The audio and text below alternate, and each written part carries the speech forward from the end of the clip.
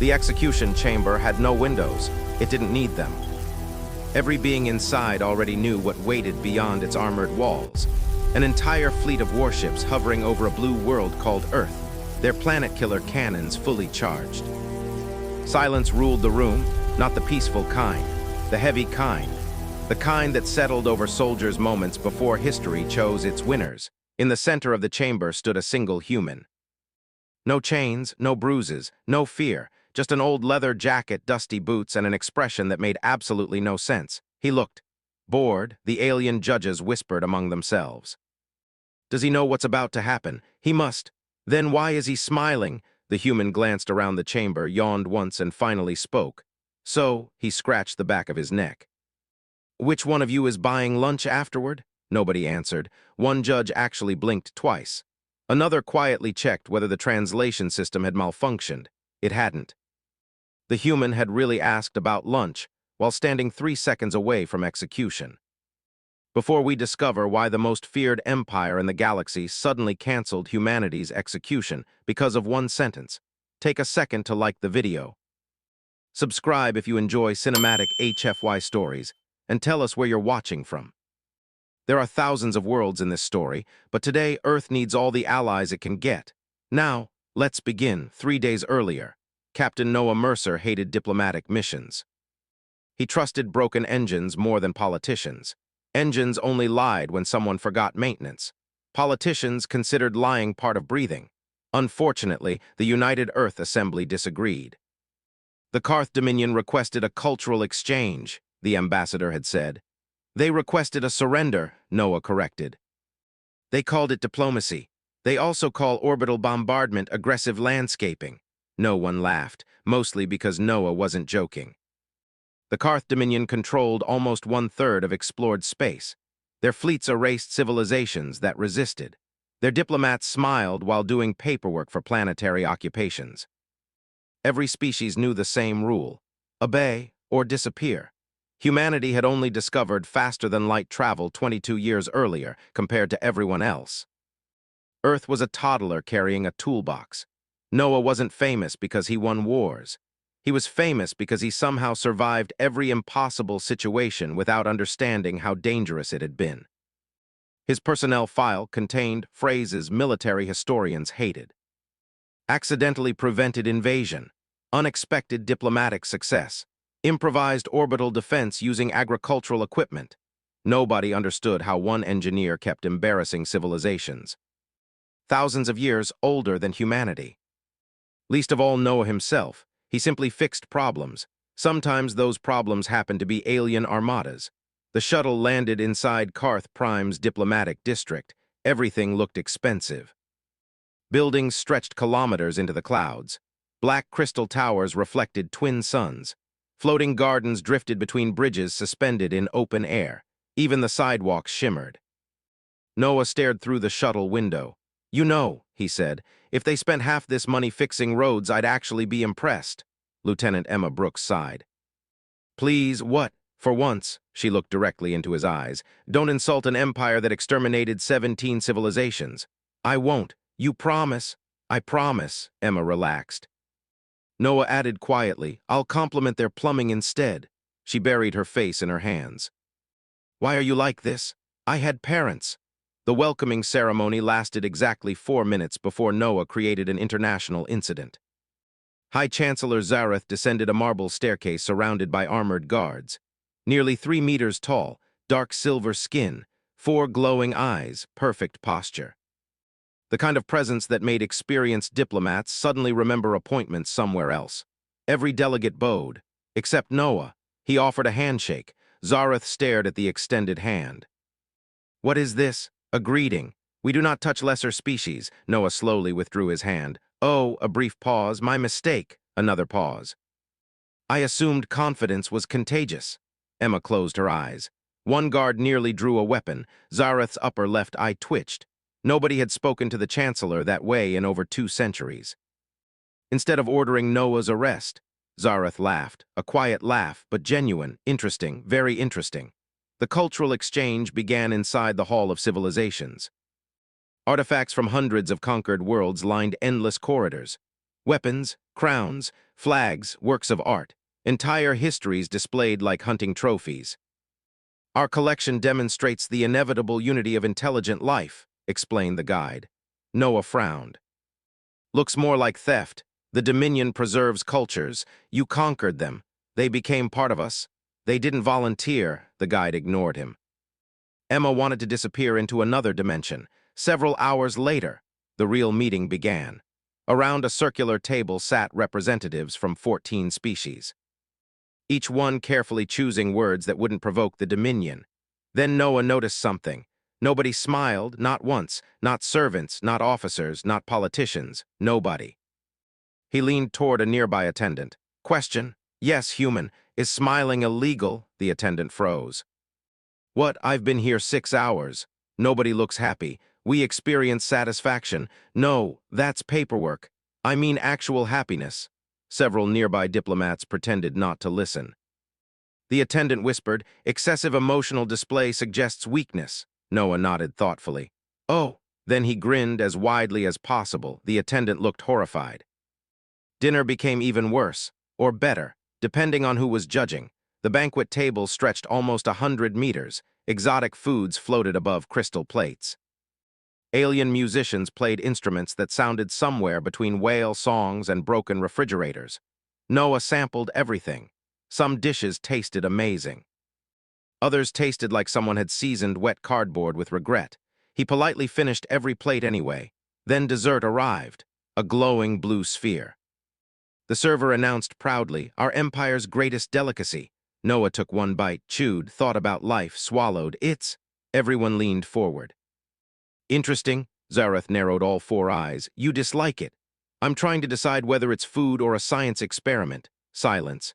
Then Zareth laughed again, louder this time. Even members of the imperial court looked surprised. By the end of the evening, something impossible had happened.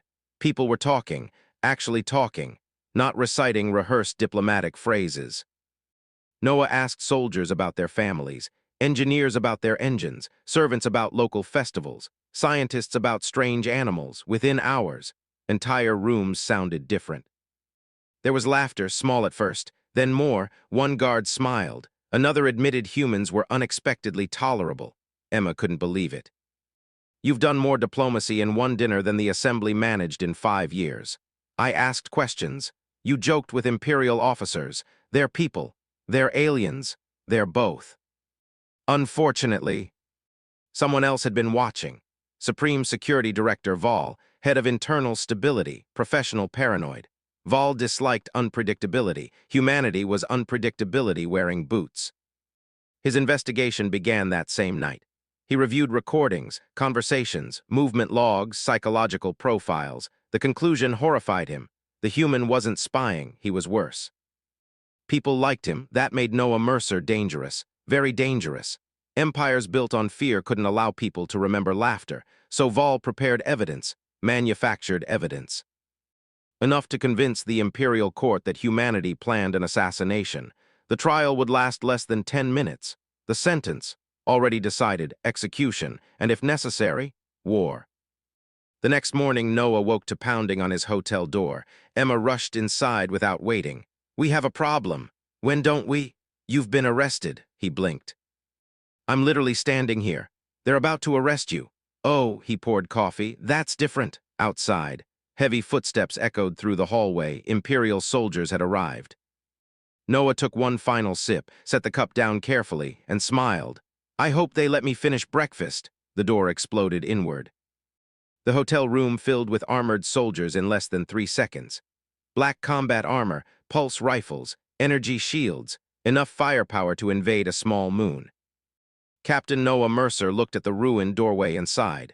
You know, he pointed toward the splintered frame, that deposit isn't coming back.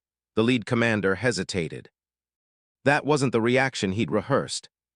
Captain Noah Mercer, that's me. You are charged with conspiracy against the Karth Dominion. Oh, you admit your identity? I wasn't planning to deny it. You also admit being present at the Imperial banquet. I'd deny the dessert if I could. Emma pinched the bridge of her nose.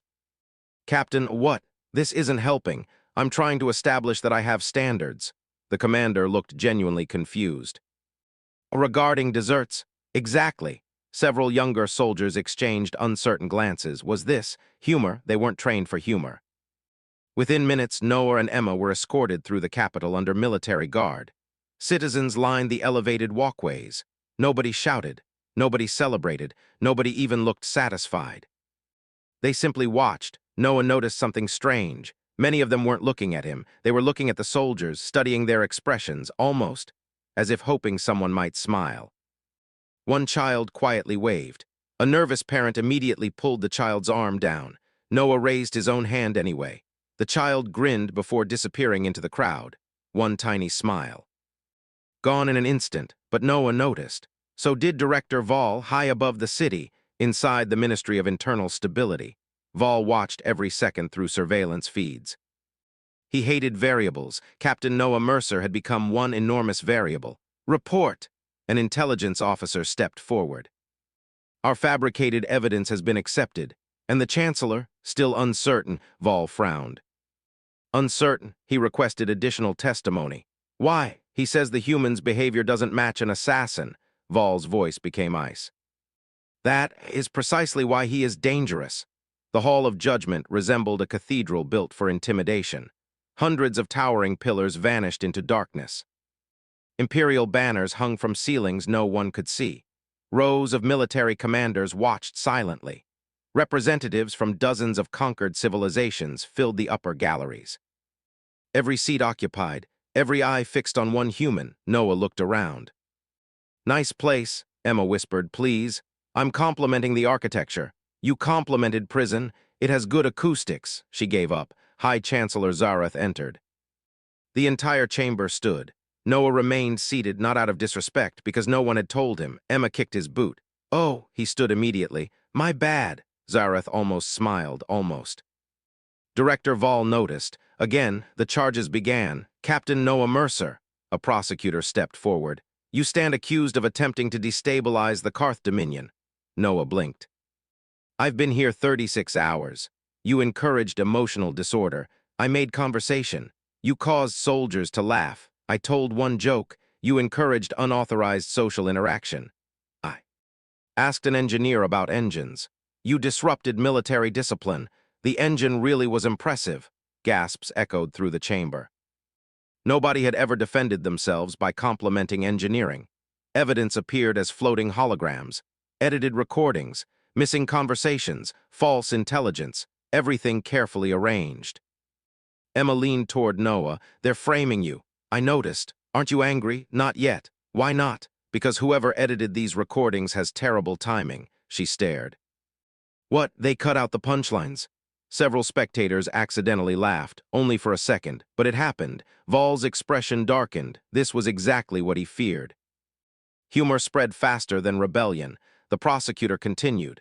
The prisoner has infected members of the Imperial Guard with dangerous behavioral changes. Noah raised a hand. Question, you may not interrupt. I think you accidentally described friendship as a disease. Silence. Then, one elderly diplomat coughed suspiciously. It sounded remarkably like laughter.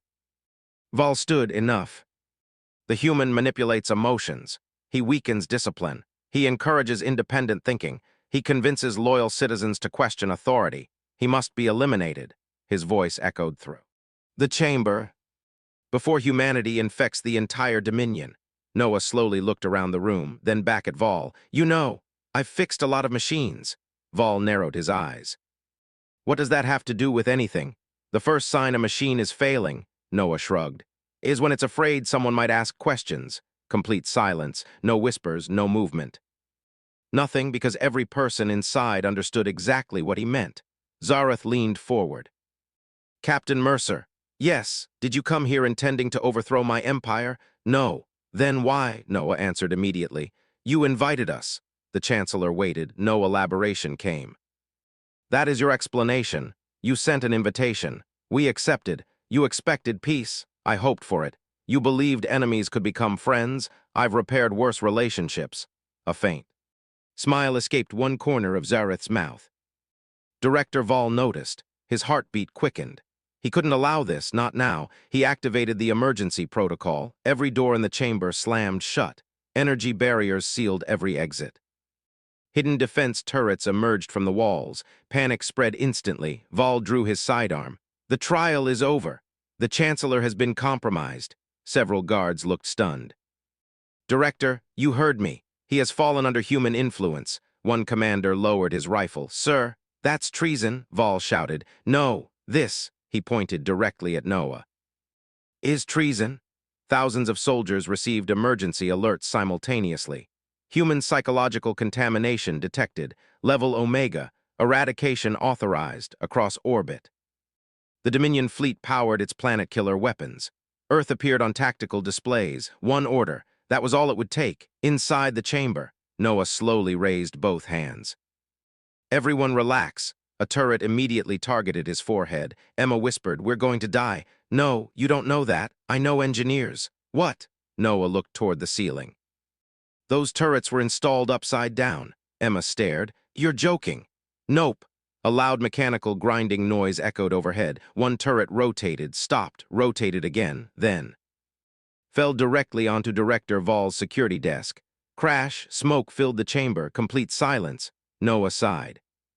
I was hoping maintenance would have caught that. Even several soldiers looked embarrassed. For the first time in centuries, High Chancellor Zareth laughed without restraint. A deep, genuine laugh echoed through the Hall of Judgment. It spread. One officer chuckled, another covered his mouth, then another. Within seconds, entire sections of the chamber were laughing. Not at Vol, not at the Empire, at the absurdity of the moment. Something no law could control, something no fleet could bombard, something the Dominion had forgotten long ago. Joy. Director Vol stared in horror. His empire wasn't collapsing because of weapons. It was collapsing because people had remembered how to be alive. He raised his weapon toward Noah. You've destroyed everything. Noah tilted his head. I told one joke. Vol squeezed the trigger. Nothing happened. He pulled it again. Still nothing. Noah looked at the weapon. You forgot the safety, Vol stared. Impossible. It's the little red switch. No Karth weapon has a safety. It does now. What? The guard beside you bumped the control panel when the turret fell. Everyone looked toward the unfortunate guard. He slowly raised one hand. I may have. The chamber fell silent again, then someone laughed, a real laugh, not forced, not hidden. It rolled through the massive hall like thunder. Vol's face darkened. Stop laughing! The laughter only spread farther. For hundreds of years, the Dominion had ruled through perfection, perfect discipline, perfect order, perfect fear. Nobody questioned, nobody joked, nobody admitted mistakes. Now, one malfunctioning turret and one impossible human had shattered the illusion. People weren't laughing at the Empire. They were laughing because they suddenly remembered they could. Vol threw the useless pistol aside. If fear disappears, the Dominion dies. Noah looked at him carefully. No, Vol blinked. What? Fear isn't what built your civilization. It absolutely is. No, it just became the cheapest way to maintain it. Those words landed harder than any weapon. Several governors lowered their eyes. Old memories surfaced. There had once been festivals, music, children playing in public squares, neighbors visiting each other. None of those things had been illegal. They had simply disappeared, one regulation at a time, one emergency decree after another, until nobody remembered life before fear. High Chancellor Zareth slowly stood. His voice echoed through the chamber. Director Vol. Yes, Chancellor. When was the last time anyone laughed in this hall? Vol remained silent. When? I don't remember. Neither do I, the Chancellor looked around the room. That should concern all of us. Vol suddenly smiled, not kindly, not happily, desperately. You think this changes anything? He tapped a control hidden beneath his wrist armor. Deep in orbit, the First Dominion fleet received a priority transmission. Code Black. Begin extinction protocol. Thousands of kilometers above Earth. Admiral Kor watched the order appear across every tactical display. His bridge fell silent. Planet-killer cannons rotated toward Earth. Targeting systems locked. One lieutenant swallowed. Sir, final authorization? Kor didn't answer immediately. Instead, he remembered something ridiculous. Captain Noah Mercer had spent 20 minutes the previous evening explaining why coffee tasted better from dented metal mugs. It had been the stupidest conversation the Admiral had ever enjoyed. He hadn't stopped thinking about it. Strange, very strange. Sir, another officer spoke. The order, Kor looked at the firing controls, then at Earth. A tiny blue world, a civilization that had never attacked them. A civilization whose representative had treated everyone like people, not enemies, not soldiers, just people. Kor took a long breath. Hold fire, the bridge froze. Sir, that order came directly from internal stability. I know. Refusal is treason. I know. So, the Admiral folded his hands behind his back. Arrest me after this is over. Back inside the Hall of Judgment, Vol received the fleet report. Extinction Protocol DELAYED, his expression twisted. No, he opened a direct channel. Admiral Kor, fire immediately, the Admiral's calm voice answered. Negative, I gave an order. I know. You are committing treason. Another pause. Then Kor quietly replied, no. I'm committing judgment. The transmission ended. Vol looked horrified. One refusal, that was all it took, because fear depended on certainty. The moment someone proved authority could be questioned, everyone else started wondering. Reports flooded the chamber. Sector 7 Fleet, standing down, Border Fleet 12. Awaiting confirmation. Medical Corps, refusing emergency mobilization. Engineering Division, questioning maintenance priorities. Civil Administration, requesting independent investigation. Every minute, another crack appeared, not because humanity attacked, because people started thinking for themselves. Emma whispered, Captain, I don't think this is about us anymore. Noah nodded. It never really was. Vol slammed both fists onto the central console. You don't understand, his voice cracked. If discipline disappears, war returns. One elderly counselor finally stood. She belonged to a species conquered nearly 3 centuries earlier. Her voice was gentle. No, she looked directly at him. War arrived the day fear replaced trust. Nobody interrupted her. For the first time, every representative in the chamber spoke freely. A mining governor admitted falsifying reports for decades. A fleet commander confessed that entire worlds had surrendered peacefully before being occupied anyway. An economist revealed that military expansion had bankrupted dozens of loyal systems. One by one, truth replaced silence. Director Vol watched centuries of carefully maintained lies collapse in less than an hour. Finally, he turned toward Noah, his voice barely above a whisper. Why, you had every reason to hate us. You should have manipulated us. You should have taken revenge. You should have destroyed us. Noah looked genuinely confused. That sounds exhausting, Vol blinked. What? I came because someone invited us. You imprisoned me. You framed me. You pointed a weapon at my head, he shrugged. Seems like everybody's had a stressful week. Several people laughed again. Zareth slowly descended from the judgment platform. Every guard stepped aside. No ceremonial music, no grand speech. He simply walked until he stood directly in front of Noah. The entire chamber held its breath. The Chancellor extended one hand, the same greeting he had refused 3 days earlier. Noah smiled. Took you long enough, he shook it. The chamber erupted into applause, not because of diplomacy, because history had just changed with the simplest gesture imaginable, a handshake. Far above the planet, Dominion warships powered down their planet-killer cannons one after another, across Earth. Human observatories watched in disbelief as thousands of hostile weapons turned away from the planet. Nobody understood why, not yet. Later that evening, Noah sat alone on a palace balcony with a cup of coffee. Zareth joined him carrying 2 unfamiliar glasses. Our strongest drink. Noah took one sip. His eyes watered instantly. Did someone ferment a volcano? It is considered smooth. I'm worried about your doctors. For several seconds, neither of them spoke. The city stretched below, quieter than before. Yet somehow, lighter, children laughed somewhere in the distance. A sound almost forgot. Zareth listened carefully. I had forgotten that noise, Noah smiled. Don't lose it again. The Chancellor looked toward the stars. We almost destroyed your species. You almost did. And yet, you never hated us. Noah leaned back. Hate's expensive. What do you mean? You spend all your time feeding it. I'd rather fix things. Zareth looked at him with genuine curiosity. Tell me something. Human, what? Every civilization develops a doctrine, a single belief. The Karth believed fear creates order. The Vesari believe knowledge creates power. The Orin believe trade creates peace. What does humanity believe? Noah thought for a long moment. Finally, he smiled. We don't kill humans, Zareth frowned. That seems obvious. No, it isn't. We argue, we fight, we complain, we drive each other completely insane, but when everything falls apart, we remember we're on the same team, the Chancellor remained silent. Noah continued. Eventually we figured something out. If we don't solve our problems by killing each other, we usually come up with better ideas. Zareth laughed softly. That philosophy nearly toppled my empire. Noah lifted his coffee mug. It also saved it. 3 months later, the Dominion still existed. That surprised everyone, including the Dominion.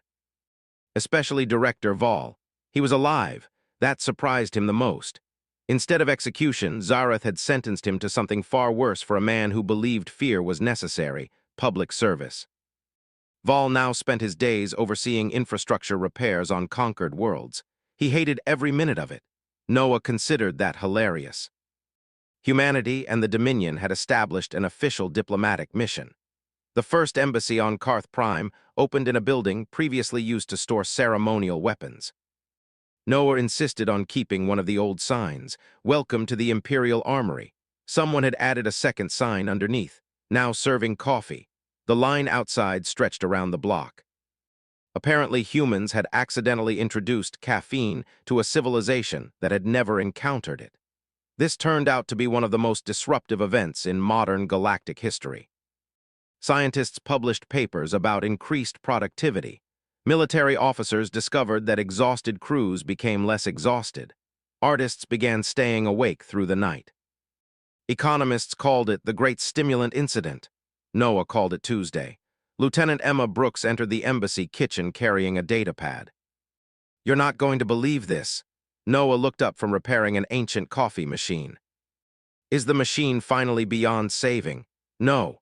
Then I probably won't be surprised." Emma handed him the datapad.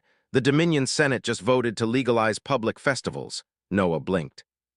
"That's nice." "Noah, what? They banned festivals 200 years ago." He considered this for a moment. Huh. That's your reaction. I was expecting something bigger. Bigger than a 2-century-old law being repealed. Noah pointed at the coffee machine. "This model was discontinued 400 years ago and still works." "That's impressive." Emma stared at him. "You changed an empire." "No," he tightened a bolt. "I reminded people they were allowed to change it themselves." Across the city, High Chancellor Zareth stood before the newly restored Plaza of Suns. Thousands of citizens filled the square. Music echoed between the towers. Children chased floating lanterns. Vendors sold food from worlds that had once been forbidden to celebrate their own traditions. The first public festival in over 2 centuries. Zareth watched an elderly Karth woman dance with a child from a conquered species. No guards stopped them. No officials recorded their names. They were simply happy. A young advisor approached carefully. "Chancellor." "Yes, the Senate is concerned." Zareth almost smiled. "About what?" "Human influence continues to spread." "Good." The advisor hesitated. "Some fear we are becoming weak." Zareth looked across the festival. "Do those people look weak to you?"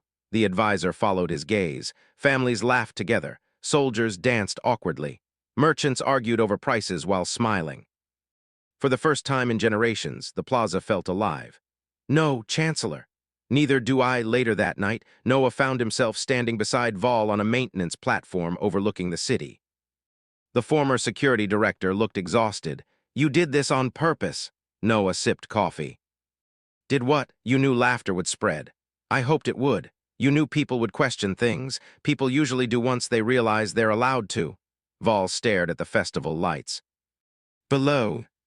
I spent my entire life protecting this empire." "I know, and I nearly destroyed it." Noah was quiet for a moment. "Can I tell you a secret?" Vol frowned. "Why would I want a human secret?" "Because it's a good one." A long pause. "Fine." Noah leaned against the railing.